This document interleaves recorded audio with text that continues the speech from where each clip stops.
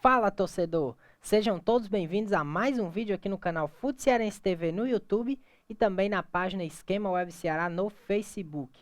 No vídeo de hoje nós vamos trazer aí para vocês todos os detalhes desse confronto histórico entre Ferroviário e Floresta pela pré-Copa do Nordeste, né?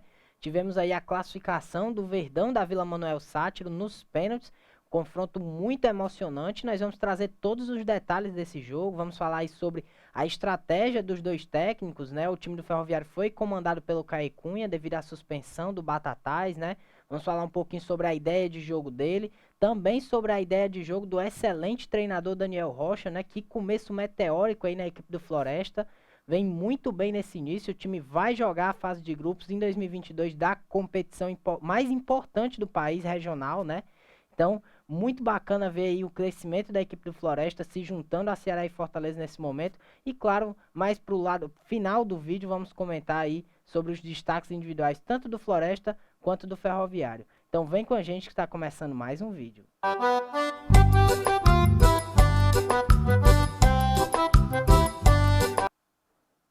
Meus amigos, tivemos um grande confronto aí, um jogo que marcou, foi bem importante para o Ferroviário, né? Depois de praticamente 2 anos sem público, né, nos seus jogos, o time teve um reencontro com a torcida, né? Um reencontro meio melancólico, né? Ali, o time acabou eliminado.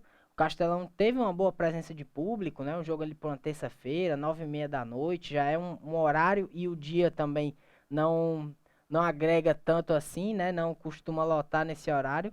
Mas foi bacana ver o torcedor do Ferroviário de volta aos estádios, de volta à Arena Castelão, né? E agora tivemos esse confronto entre o Floresta e o Ferroviário, um jogo muito importante aí pela pré-Copa do Nordeste, né? E logo de cara a gente já notou que seria, sem sombra de dúvidas, um jogo bem melhor do que o que aconteceu na semana passada, né? Lá em Carlos de Alencar Pinto, jogo 0-0, as duas equipes criando pouco, um jogo um pouco meio travado, né? Muito pegado ali, realmente um clima de decisão. E nesse aqui, apesar de ter se mantido o clima de decisão, mas tivemos mais técnica, mais bola mesmo rolando. Então, as duas equipes já estão de parabéns por isso, né? Já de início, logo de cara. Então já deu para ver que o jogo seria diferente, né? E o Ferroviário era o time que tentava controlar as ações logo de cara, né? Porém, o Ferroviário errava muito ali, principalmente no setor do meio-campo. E aí o Floresta, que veio com um sistema de jogo mais reativo, né? Um time mais retraído para esperar um erro do Ferroviário, tanto que o Daniel Rocha optou por entrar com o Eugênio e o Paulo Vitor, que são jogadores de velocidade, exatamente para tentar servir o centroavante Flávio Torres, e foi isso que aconteceu, né? O Ferroviário errava no meio-campo e o Floresta conseguia fazer a sua criação de jogada. O Eugênio muito veloz, quando a bola chegava nele, realmente a jogada fluía, né? Ainda falta obviamente, é um jogador mais jovem, né? Ainda falta muita técnica, tem muita estrada para percorrer, mas já demonstrou aí uma boa capacidade, um jogador muito veloz e que promete ser muito útil, principalmente nos jogos nesse estilo, né? Quando o time precisa se retrair um pouco mais. Era uma característica muito marcante do Leston Júnior durante a Série C, né? O técnico Daniel Rocha veio, assumiu a equipe, mudou um pouco isso, deixou o Floresta um pouco mais reativo ali, na verdade, um pouco menos reativo, né? Um time que agride mais o adversário, joga com mais intensidade. E a gente viu isso tanto no confronto contra o 13 como contra o Santa Cruz, né? O time tomou 3 gols, saiu 3 vezes atrás no placar e foi as 3 vezes buscar o resultado. Então, demonstra ser um time enjoado e agressivo, né? E foi desse jogo não foi diferente. O Ferroviário, por outro lado, tinha muita dificuldade, principalmente quando a bola chegava no Dudu, né? O Dudu, que é um volante jovem da equipe, chegou no ano passado, ainda com o aval do Francisco Diá, mas nesse jogo não foi bem, né? Tava um pouco perdido ali em campo, tanto que tomou um amarelo por uma agressão meio que desnecessária ali ao Eugênio logo no início do jogo, então realmente não estava com a cabeça boa e não é à toa que foi substituído no intervalo, né? Então quando a bola chegava nele, era o momento que o Ferroviário tinha mais dificuldade de saída. O Wesley Dias também é um jogador que tem muita qualidade, mas não tem como característica essa saída de jogo. É um jogador mais um cão de guarda ali, né? Um jogador mais de contenção ali no meio campo. Então, isso deixou o Ferroviário em maus lençóis exatamente pelo motivo que eu citei. Floresta com 2 jogadores rápidos pelas pontas e conseguindo criar jogadas. Logo na sequência, o Floresta conseguiu assumir um pouco mais o controle do jogo e foi o time que começou a levar mais perigo, né? E foi um primeiro tempo com muitas camadas. Aí logo depois dessa evolução do Floresta na partida, o Ferroviário voltou a ter o controle da partida, voltou a pressionar o Floresta, mas não foi o suficiente. O primeiro tempo terminou 0-0, né? Um 0-0 bem menos melancólico do que o daquele primeiro jogo, mais movimentado, né? E principalmente por ser o segundo jogo, não tem mais saída, né? Alguém tinha que sair classificado do Castelão ontem e, obviamente, os jogadores e a comissão técnica sabia disso. No segundo tempo, o Ferroviário resolveu ir pra cima, né? Ir pro tudo ou nada praticamente. Mesmo não estando atrás no placar, o time do Ferrão foi para cima do Floresta, começou a criar oportunidades. O Edson Carius se movimentando muito na grande área, mas estava recebendo umas bolas bem quadradas, né? Convenhamos ontem. Não foi o dia dele, não era o dia dele mesmo naquele momento. E o Ferroviário, apesar de ainda ter uma certa dificuldade na saída, conseguia levar muito mais perigo, principalmente quando o Berguinho era o cara que era mais acionado, principalmente nos chutes de fora da área. Jogador que finaliza muito bem, né? Que a gente sabe a qualidade dele, é um jogador que tanto pisa bem na área, tem velocidade, como tem um arremate bom de fora da área. Então já foi bacana ver ali a evolução do Ferroviário e da partida também naquele momento, né? E aí, o Floresta continuou tendo um pouco mais de dificuldade no segundo tempo, mas foi no momento de mais dificuldade que o Floresta abriu o placar, exatamente por um acontecimento que o Daniel Rocha promoveu na saída do seu banco de reservas, que foi o Renezinho, né? O Renezinho saiu do banco de reservas e mudou a história do jogo praticamente ali, deixou o jogo totalmente favorável ao Floresta. Depois da entrada dele, o time criou pelo menos duas boas oportunidades e na terceira fez o primeiro gol, o gol contra ali do Vitão, né? Após a cobrança do escanteio. E aí botou o Floresta bem demais no jogo. Foi um gol que o Ferroviário sentiu muito naquele momento da partida, né? E aí complicou de vez a vida do Ferroviário, porque a gente sabe, a gente viu na Série C a dificuldade que os adversários têm para furar ali o bloqueio da equipe do Floresta, que é um time que quando se retrai é super difícil de parar e quando tem um contra-ataque veloz e fatal mais difícil ainda, né? Então o Floresta ficou meio naquele, né? Se defendendo e conseguindo aproveitar as jogadas de contra-ataque, principalmente quando o Ferroviário errava no seu meio-campo. Então a entrada do Renezinho foi um fator que praticamente mudou o rumo do jogo, né? E esse primeiro gol foi o que praticamente abateu demais o Ferroviário. E logo na sequência, né? Se o torcedor achava que não podia piorar naquele momento, o goleiro Rafael acabou escorregando e tendo que fazer uma falta que gerou um cartão vermelho, né? Um cartão vermelho justo, sem nem discussão ali. Ele acaba derrubando o atacante Flávio Torres da equipe do Floresta. Então, mata o ataque do Floresta, que certamente seria o gol, né? Ia ficar o Flávio Torres e apenas um defensor com o gol totalmente aberto.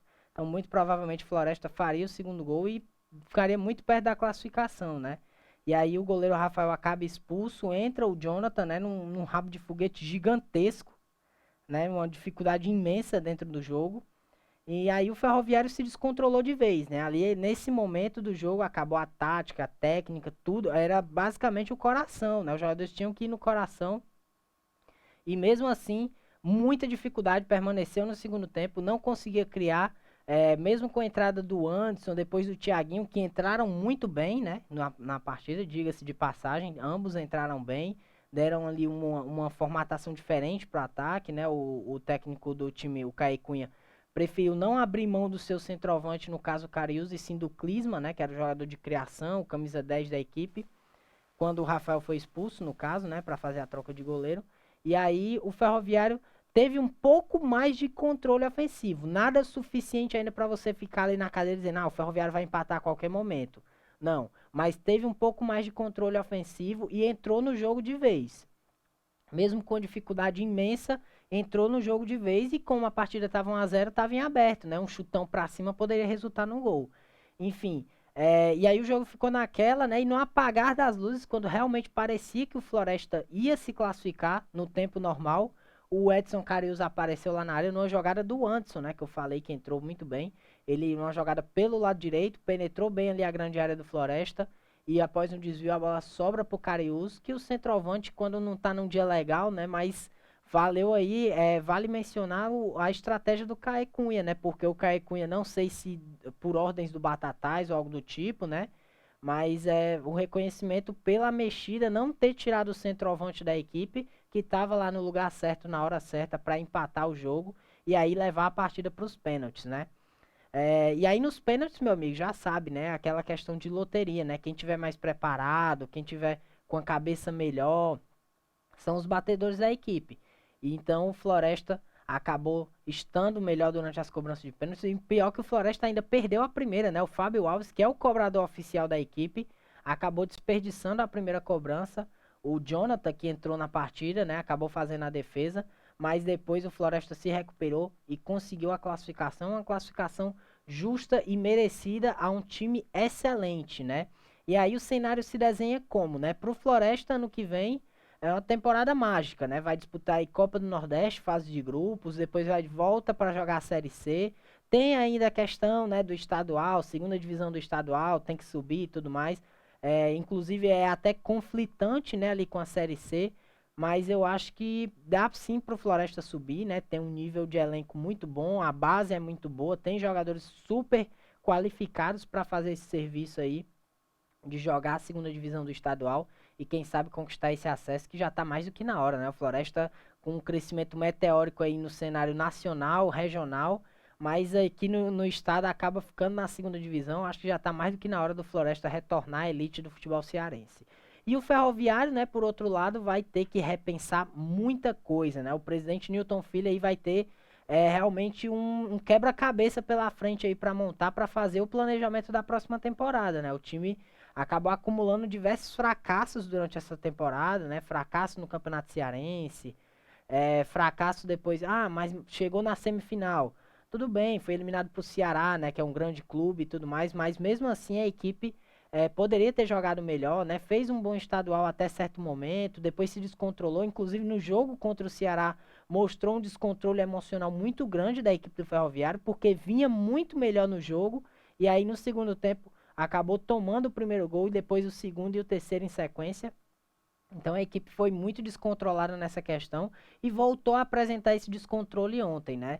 Aí fica a questão, realmente tem que fazer uma remodelagem, né? O modo de pensar da equipe precisa mudar para que esses fracassos não se repitam na próxima temporada. O Ferroviário tem torcida, tem estrutura, tem recurso para fazer um time para sim subir para a Série B do Campeonato Brasileiro. A gente sabe disso, é um time de muita tradição e a gente espera e torce para que no ano que vem seja um ano de muito sucesso para o Ferroviário, né? Tem tempo para fazer essa remontagem da estratégia e quem sabe evoluir a equipe para a próxima temporada. Agora, para encerrar o nosso vídeo, né, na questão das análises, nós vamos falar sobre os destaques individuais, né? Eu separei pelas equipes, falar primeiro dos destaques do Ferroviário, quem eu vi e gostei nesse jogo, né? Gostei muito da atuação do volante Wesley Dias, né? Foi bem na partida, muita marcação pesada, acirrada ali para cima dos jogadores de meio campo do Floresta e para cima do Renezinho, né? Que foi o jogador que entrou, fez um alvoroço ali na defesa do Ferroviário, ele ficou responsável pela marcação. Na minha opinião, muito bem. Excelente jogador, vem aí cumprindo bem o seu papel ali no meio campo. Converteu o primeiro pênalti da equipe também, com muita qualidade. Então, vale destacar o Wesley Dias. Vale destacar também o meio atacante Thiaguinho e o Anderson, né, que eu mencionei, que entraram ali na reta final, deram um controle maior ao ataque da equipe. E também, por último, o goleiro Jonathan, que entrou com um abacaxi gigantesco para descascar após a expulsão do Rafael, mas também saiu bem, né? Muito seguro ali durante o tempo normal. Fez uma defesa nos pênaltis que não foi o suficiente para classificar a equipe, mas não podia deixar de mencionar também, de reconhecer o bom desempenho do goleiro Jonathan da equipe do Ferroviário. E pelo lado do Floresta, né? Gostei demais, mais uma vez, da atuação do Jô, né? Eu destaquei, o Jô foi o craque da rodada, né? No nosso último vídeo de meio de semana e voltou a atuar muito bem. É um jogador que dá um controle incrível para esse meio campo do Floresta, tem uma saída de jogo excepcional, muita tranquilidade, e como eu já falei, é o ponto de equilíbrio dessa equipe, mais uma vez demonstrando isso dentro de campo, atuando super bem, né? E fazendo valer aí o fato de ser capitão, né? É uma liderança, é um ponto de equilíbrio, é um jogador fundamental nessa equipe do Daniel Rocha. Também gostei muito da dupla de zaga, né? Tanto do Maílson quanto do Alisson, muito seguros durante o jogo, né? Houve ali a infelicidade na hora do gol do Ferroviário, mas acaba por ser um detalhe. Na partida em si, ambos foram muito bem. E o Alisson, inclusive, que marcou, converteu o pênalti que botou o Floresta na fase de grupos, né? E por último, na minha opinião, o melhor em campo não podia ser outro, né? Esse, na minha opinião, é unanimidade, que foi o meia atacante Renezinho. O cara jogou muita bola, entrou bem demais no jogo, né? Recebeu ali a confiança do técnico Daniel Rocha e olha, vai ganhar uns pontos gigantescos para vaga na equipe titular, né? É um jogador jovem que tem muita qualidade, habilidoso, já entrou ali, fez um salseiro e como eu falei durante a análise, foi o jogador que mudou o rumo dessa partida, né? Participou ali do gol, teve pelo menos duas boas chances, deu uma chance de cara ali pro Carlos Renato, que acabou desperdiçando, mas fatos do futebol, muito bem o Renezinho, jogador para ficar de olho, né? Assim como eu falei do Eric Pulga durante a Série C, né? Durante a Série D do Atlético Cearense, vocês viram ali no que resultou, um dos artilheiros da equipe, jovem Eric Pulga. Também aviso logo, ficar de olho no Renezinho, muito bom jogador da equipe do Floresta. Então, pessoal, isso é tudo por hoje, né? Essa foi a análise. O que é que você achou desse confronto? Você, torcedor do Ferroviário, torcedor do Floresta, ou ao que apenas curte o futebol cearense, deixa aí nos comentários, né? Compartilhe com seus amigos, se inscreve aí no canal, deixa o like, porque isso ajuda demais, fortalece muito o nosso trabalho aqui para a gente continuar trazendo conteúdos semanais para vocês, tanto aqui como no nosso Instagram também, @FutCearenseTV, já siga lá. Siga também a página Esquema Web Ceará no Facebook, que é a nossa emissora. Então, isso é tudo por hoje, a gente deve voltar em breve.